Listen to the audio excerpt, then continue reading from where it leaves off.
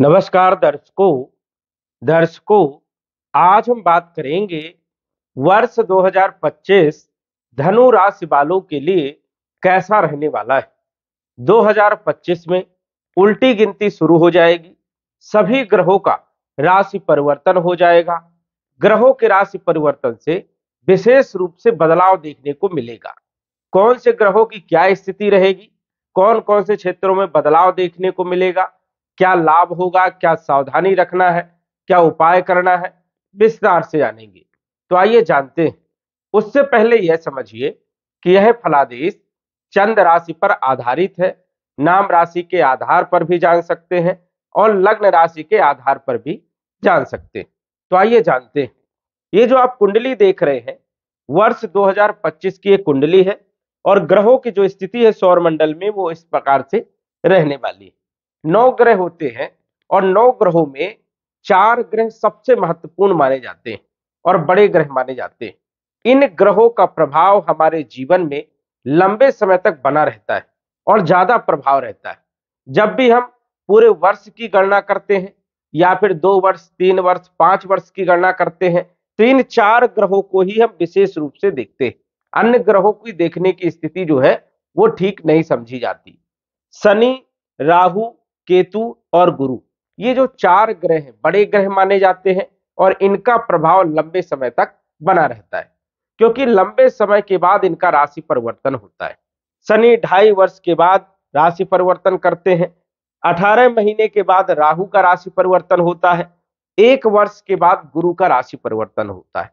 इसीलिए जब पूरे वर्ष की गणना करते हैं तो सबसे महत्वपूर्ण हम देखते हैं गुरु को। जब 2.5 वर्ष की गणना करते हैं तब हम देखते हैं शनि को और 1.5 वर्ष की गणना जब हम करते हैं तो राहु, केतु और गुरु को हम विशेष रूप से देखते हैं। और यदि हम चारों ग्रह को पूरी तरह से समझ लिए तो समझ जाइए कि पूरा वर्ष हमारा कैसा बीतेगा, आसानी से हम पता कर पाएंगे। तो सबसे पहले हम बात करेंगे देवगुरु बृहस्पति के बारे में। बृहस्पति जो कि आपके राशि के स्वामी है, लगन के स्वामी है और गोचर कर रहे हैं 6ठे भाव में। जब भी लग्नेश राशि का स्वामी 6ठे भाव में, 8वें भाव में और 12वें भाव में गोचर करता है तो परेशानियां उत्पन्न करने का काम करता है। अब यहां पर यदि हम बात करें तो 2024 में धनु राशि वालों के लिए बहुत बुरा समय रहा क्योंकि लग्नेश का 6ठे भाव में गोचर करना, रोग, ऋण, शत्रु वाले भाव में गोचर करना कहीं ना कहीं परेशानियां को बढ़ाने का काम करते हैं। और यहां पर गुरु जो है 14 मई 2025 तक गोचर करने वाले हैं। अब ये हेल्थ के मालिक हैं, रोग के भाव में गोचर कर रहे हैं तो स्वाभाविक है कि स्वास्थ्य की चिंता बनी रहेगी। कोई न कोई हेल्थ को लेकर के परेशानियां देखने को मिलेगी। कॉन्फिडेंस लो होगा, आर्थिक नुकसान होगा, अर्निंग कम होगी, संघर्ष ज्यादा करना पड़ेगा और अपॉर्चुनिटी भी उतनी बढ़िया नहीं मिल पाएगी। ये इसलिए क्योंकि राशि के जो स्वामी है गुरु वो गोचर कर रहे हैं आपके 6ठे भाव में और 6ठा भाव जो होता है ये होता है रोग का, ऋण का, शत्रु का, कलह का, कर्ज का और कंपटीशन का भी माना जाता है, संघर्ष का माना जाता है।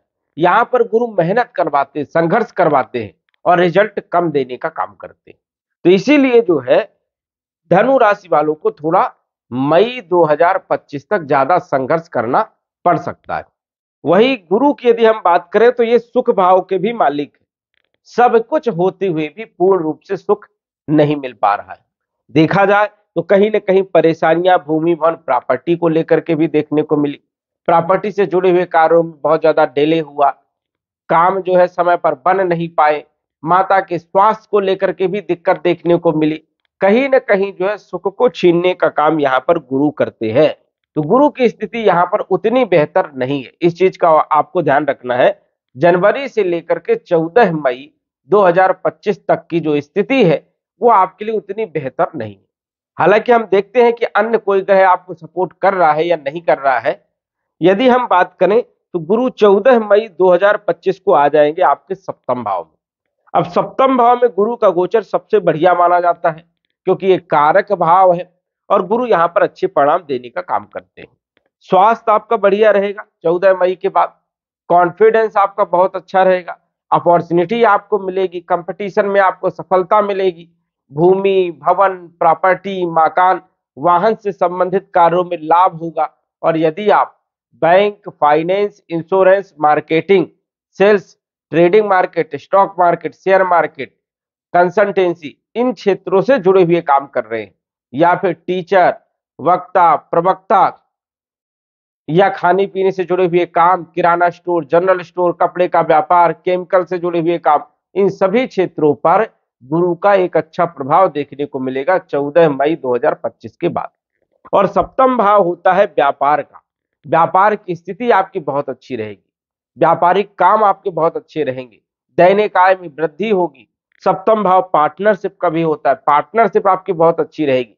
दाम्पत्य जीवन का भी सप्तम भाव होता है, तो दाम्पत्य जीवन आपका बढ़िया रहेगा। दाम्पत्य जीवन में चल रही परेशानियां आपकी दूर होंगी और दैनिक आय में वृद्धि होगी। लेकिन गुरु यहां पर विराजमान रहेंगे 18 अक्टूबर 2025 तक। उसके बाद गुरु पुनः राशि परिवर्तन करेंगे। हालांकि गुरु वर्ष में एक ही बार राशि परिवर्तन करते हैं, लेकिन 2025 में गुरु 2 बार राशि परिवर्तन करेंगे। 18 अक्टूबर 2025 को गुरु आ जाएंगे अपनी उच्च राशि में। यहां पर गुरु अच्छे परिणाम देते हैं, हालांकि भाव उतना अच्छा नहीं है, लेकिन उच्च राशि में जब गुरु गोचर करते हैं तो बड़ा लाभ देने का काम करते हैं। अभी अष्टम भाव है, गूढ़ ज्ञान का भाव है, गुप्त धन का भाव है, तो ज्ञान में वृद्धि करने का काम करेंगे, धन में वृद्धि करने का काम करेंगे। अचानक धन की प्राप्ति हो जाना, जुआ, लॉटरी, सट्टा, शेयर मार्केट या अन्य क्षेत्रों से बड़ा अचानक धन प्राप्त हो जाना, रिसर्च वाले क्षेत्रों में सफलता मिलना, एजुकेशन वाले क्षेत्रों में सफलता मिलना, धन के स्रोत बढ़ जाना और पारिवारिक स्थिति भी बेहतर होना, ये भी यहां पर देखते हैं। तो गुरु जो है सप्तम भाव में भी अच्छे परिणाम देंगे और अष्टम भाव में भी अच्छे परिणाम देंगे। अष्टम भाव में ज्यादा दिनों तक गुरु नहीं रहेंगे। 18 अक्टूबर 2025 से लेकर के दिसंबर 2025 तक गुरु जो है आपके अष्टम भाव में रहेंगे। 5 दिसंबर को पुनः ये आ जाएंगे सप्तम भाव में और मिथुन राशि में गुरु का गोचर होगा। मिथुन राशि में गोचर करेंगे तो लाभ भाव को देखेंगे 5वीं दृष्टि से, तो लाभ देने का काम करेंगे, आय में वृद्धि करेंगे और आपकी इच्छाओं को पूरा करने का काम करेंगे। अपनी राशि भाव को, लगन भाव को देखेंगे तो स्वास्थ्य बेहतर रहेगा, कॉन्फिडेंस बहुत अच्छा रहेगा, अपॉर्चुनिटी आपको मिलेगी। नवम दृष्टि इनकी पड़ेगी आपके तीसरे भाव में, तो बल पराक्रम में वृद्धि, यात्राओं से आपको लाभ देखने को मिलेगा। तो इन क्षेत्रों में अच्छा जो है सफलता देखने को मिलेगी और गुरु अच्छे परिणाम देने का काम करेंगे। जब ये अष्टम भाव में आएंगे तो देश विदेश की यात्राओं का योग बनेगा, धन का योग बनेगा और भूमि भवन प्रॉपर्टी खरीदने का भी योग बनेगा। अपॉर्चुनिटी आपको मिलेगी, कैरियर में बेहतर स्थिति रहेगी। तो ये समझ जाइए कि मई के बाद जो है गुरु जो है पूरे वर्ष भर अच्छे परिणाम देने का काम करेंगे। बात करें शनि के बारे में, शनि का भी बड़ा परिवर्तन होने जा रहा है। शनि जो कि तीसरे भाव में अपनी राशि कुंभ राशि में गोचर कर रहे हैं, 29 मार्च 2025 को आ जाएंगे चौथे भाव में, मीन राशि में, गुरु के घर में, और राहु के साथ जो है 18 मई 2025 तक गोचर करेंगे।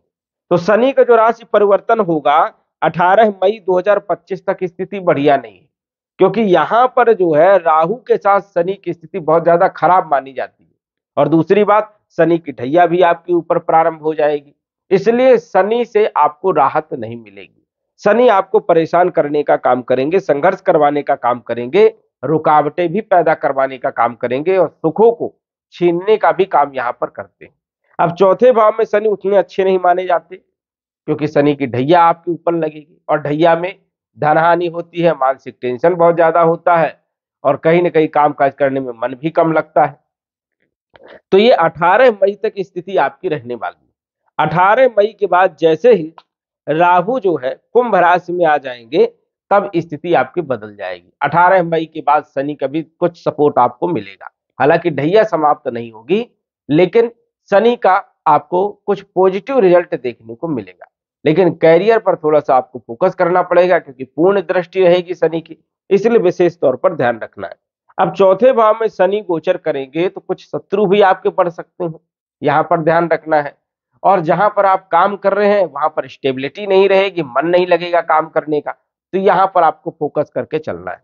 अब आपको पता है कि ग्रह की स्थिति खराब है, तो आपको थोड़ा संभल करके रहना है, क्योंकि शनि पूर्ण दृष्टि से आपके कैरियर को भाव को देखेंगे, तो वहां पर कहीं ना कहीं जो है संतुष्टि आपको नहीं मिलेगी, नौकरी चेंज करने का मूड होगा या फिर जो है माहौल खराब होगा, ऐसी स्थितियां देखने को मिल सकती है। दसम दृष्टि लगन भाव में होने के कारण थोड़ा मानसिक स्थिति, मानसिक टेंशन देने का काम, हेल्थ इश्यूज देने का काम, ज्वाइंट पेन देने का काम भी शनि करेंगे, इसलिए शनि की स्थिति उतनी बेहतर आपके लिए नहीं है। राहु के बारे में बात करें तो राहु जो है आ जाएंगे आपके तीसरे भाव। अब तीसरे भाव में राहु बहुत अच्छे परिणाम देते हैं। यदि आप सोशल मीडिया से जुड़े हुए काम कर रहे हैं तो सक्सेस देने का काम करेंगे, बहुत ऊंचाइयों तक पहुंचाने का काम करेंगे, वायरल करने का काम करेंगे। यदि आप यात्राओं से जुड़े हुए, ट्रांसपोर्ट से जुड़े हुए काम करते हैं, एक्सपोर्ट इंपोर्ट का काम करते हैं, इलेक्ट्रॉनिक का काम करते हैं, तो यहाँ पर राहु बहुत अच्छे परिणाम देते हैं। या फिर 2 नंबर के काम करते हैं, शराब का ठेका या टेंडर लेना, तो ऐसे में भी राहु के बहुत अच्छे परिणाम देखने को मिलते हैं। नेटवर्किंग से जुड़े हुए कार्यों में भी राहु बहुत अच्छे परिणाम दे जाते हैं। तो राहु की स्थिति आपके लिए बढ़िया है। और राहु तीसरे भाव में जब भी गोचर करते हैं तो अचानक बड़ा लाभ देते हैं, मौका देते हैं आपको धन कमाने का, आपकी जिंदगी को बदलने का, तो ये आपके लिए पॉजिटिव है। केतु आपके भाग्य भाव में आएंगे तो भाग्य को बदलने का काम करेंगे, भाग्य की स्थिति को मजबूत करने का काम करेंगे, किस्मत को जगाने का काम करेंगे, धर्म कर्म में रुचि को बढ़ाने का काम करेंगे, समाज सेवा में रुचि बढ़ाएंगे और आर्थिक स्थिति को मजबूत करेंगे, भाग्य का साथ भी मिलेगा। तो केतु की स्थिति आपके लिए बढ़िया है, राहु की स्थिति आपके लिए बढ़िया है, लेकिन शनि आपको परेशान करेंगे। और 14 मई 2025 से गुरु का सबसे बड़ा सपोर्ट आपको मिलने जा रहा है। ये आपके लिए बदलाव है और ये बड़ा बदलाव है, क्योंकि गुरु सबसे महत्वपूर्ण है आपके लिए, क्योंकि राशि के मालिक है, सुख के मालिक है, भौतिक सुखों के मालिक है। और गुरु छठे भाव में गोचर कर रहे थे तो यहाँ पर उतने अच्छे परिणाम देखने को नहीं मिल रहे थे। तो सबसे बड़ा जो बदलाव है गुरु का आपके लिए पॉजिटिव। और गुरु जो है मूलभूत आवश्यकताओं को पूरा करते हैं। गुरु धन के मालिक है, गुरु ज्ञान के मालिक है, संतान के मालिक है, विवाह के मालिक है। जिन लोगों का विवाह नहीं हो रहा था, समझ जाइए कि मई के महीने से विवाह के अच्छे योग बनेंगे, रिश्ते आएंगे। वही देखा जाए मांगलिक कार्य बहुत दिनों से यदि नहीं हुए तो मांगलिक कार्य करवाने का काम करेंगे। राहु की स्थिति बढ़िया है, केतु की स्थिति बढ़िया है, बस शनि पर आपको फोकस करना है। अब आप कहोगे कि अभी अभी 7.5 समाप्त हुई है, आप ढैया कहां से आ गई।